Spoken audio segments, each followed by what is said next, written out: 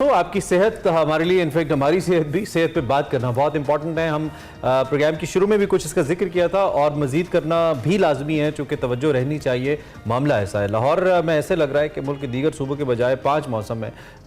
इस वक्त स्मोक का मौसम चल रहा है और गुज़िश्ता 8 सालों से एक नया मौसम बतौर इस टाइटल के साथ ऐड हो गया, यही लगता है। स्मोक से निपटने के लिए गवर्नमेंट कुछ इक़दाम करती नज़र आती है, लेकिन वो कब तक वो फिनोमेनन इतना बड़ा है, चैलेंज इतना बड़ा है कि वो इक़दाम में कामयाबी बड़ी मुश्किल हो रही है। और शहर में जो फ़िज़ाई आलूदगी है, इसमें मुसलसल इजाफा होता जा रहा है। लाहौर इस वक्त भी दुनिया के आलूदा तरीन शहरों में टॉप ऑफ द लाइन है, फहरिस्त में टॉप के ऊपर है।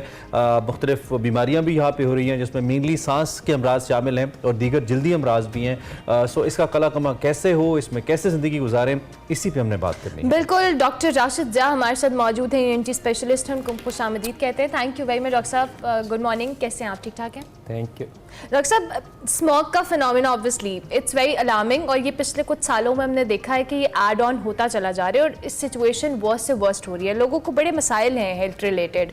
हम तो ज़रा पहले इन मसाइल को डिस्कस कर रहे थे। क्या क्या नॉर्मली लोग इश्यूज फेस करते हैं इस स्मोक की वजह से?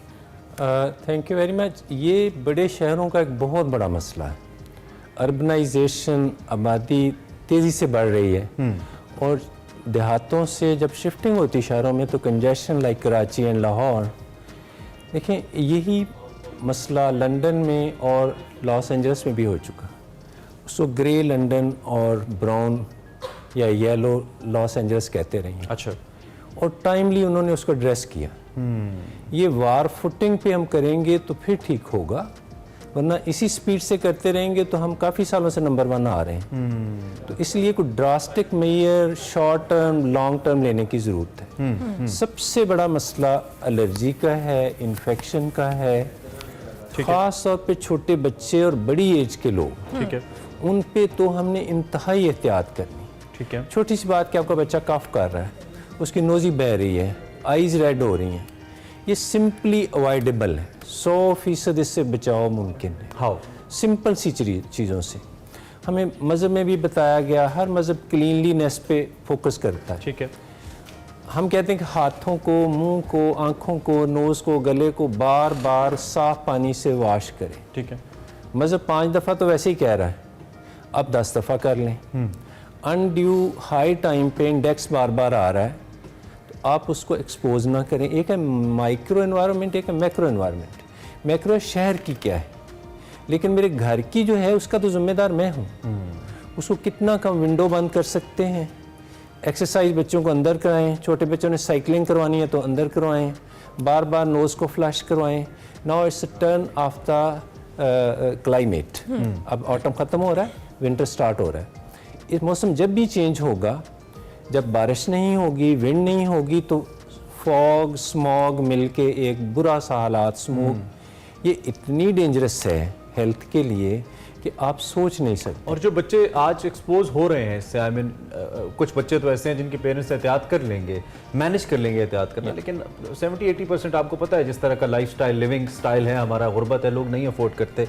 तो उनको मुस्तकबिल में आप किस किस्म के चैलेंजेस का सामना देखते हैं? और पाकिस्तान में फिर जो डिजीज़ रेशो है, इससे रिलेटेड जो डिजीज़ हैं, वो किस हद तक खाया जाता दिखता है? हर घर में क्लीनलीनेस घर के अंदर करनी तो हमने खुद है। बच्चे को बार बार वॉश करना साफ पानी से या लिटिल वार्म से तो पॉसिबल है हर बंदे के लिए।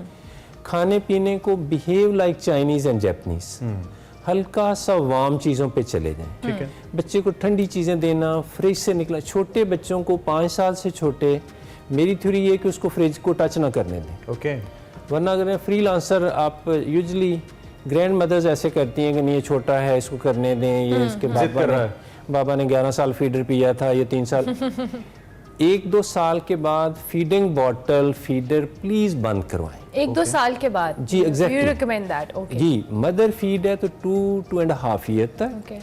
लेकिन 1 साल के बाद जिन माओं ने उनको फीडर नहीं दिए, फीडिंग बॉटल नहीं दिए, ना तो उनको ब्रेसेस लगे, ना उनके दांत टेढ़े हुए, ना वो डॉक्टरों के पास मजीद आए।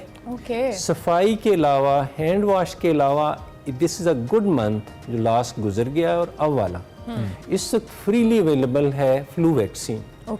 छोटे बच्चों को और 60+ लोगों को। ठीक है, या उन लोगों को जिनको डायबिटीज़ है, शुगर है, सांस के मसाइल हैं, ऑलरेडी एज़मा है, तो माय फ्रेंड उनको तो बिल्कुल इस वक्त फ्लू वैक्सीन लगवाना चाहिए। ओके ये एक इतनी बड़ी ब्लेसिंग है कि it's out of proportion to think. Okay okay ये बहुत सारी बीमारियों से, इन्फेक्शन से, ये आलूदगी जो है ये इन्फेक्शन रेट को हाईली इंक्रीज करती है। और नॉर्मल अडल्ट्स भी हमारी एज के भी लोग लगवा सकते हैं।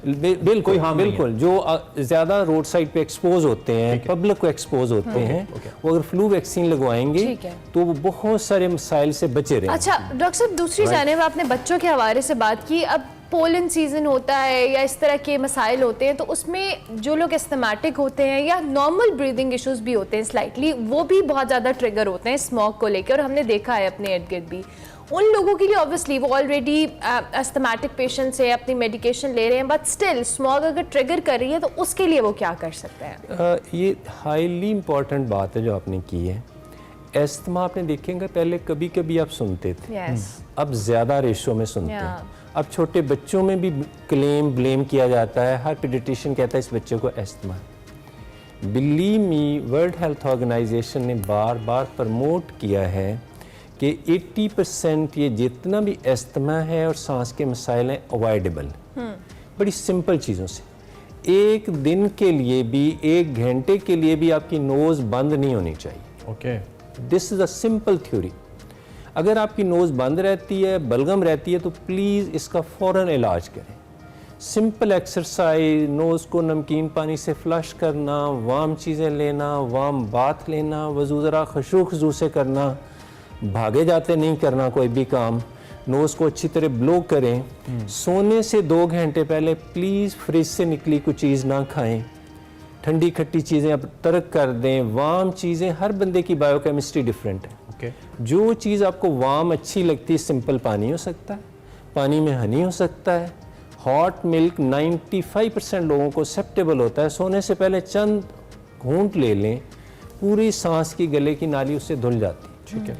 Little warm clear soup, hot milk, simple water, कुछ लेके सोएं। ब्रश करने के बाद कोई चीज़ वार्म प्लीज़ ले लें, ठीक है। ताकि आपका गले की अच्छी तरह, पूरे दिन में जो कुछ आपने अंदर, हम एक मिट्टी धुएं के तूफान में रह रहे हैं। बिल्कुल। ये लाइफ एक्सपेक्टेंसी भी कम कर रहा है और काज ऑफ डिजीज़ भी है।